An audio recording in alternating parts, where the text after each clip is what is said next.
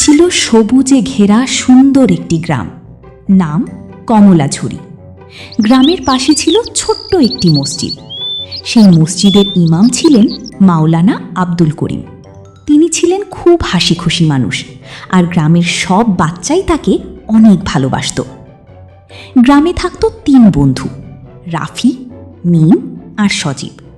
রাফি ছিল খুব কৌতূহলী, মিম ছিল দয়ালু, আর সজীব ছিল গ্রামের সবচেয়ে মজার ছেলে। একদিন সকালে তারা মসজিদের সামনে খেলছিল। হঠাৎ তারা দেখল গ্রামের সবাই খুব ব্যস্ত। আরে, সবাই এত ব্যস্ত কেন? ইমাম সাহেব, কি হচ্ছে? সামনে কোরবানির ঈদ, সবাই প্রস্তুতি নিচ্ছে বাবা। ইমাম সাহেব, কোরবানি কি শুধু পশু জবাই করা?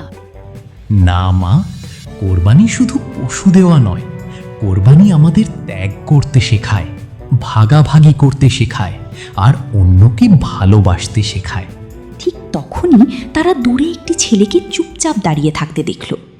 তার নাম হাসান। এই হাসান, তুমি একা দাঁড়িয়ে আছো কেন? এসো খেলি। না, আমি খেলবো না। সবাই ঈদের নতুন জামা কিনছে, কিন্তু আমার তো নতুন জামা নেই। 3 বন্ধু একে অপরের দিকে তাকালো। আমি আমার ঈদের কিছু টাকা দেব। হ্যাঁ, আমিও কিছু টাকা দিব। আর আমি আমার খেলনা ভাগ করে দেব।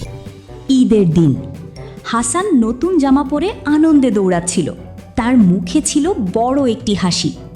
আর 3 বন্ধু বুঝল, অন্যকে খুশি করার মধ্যেও কোরবানির আনন্দ লুকিয়ে থাকে।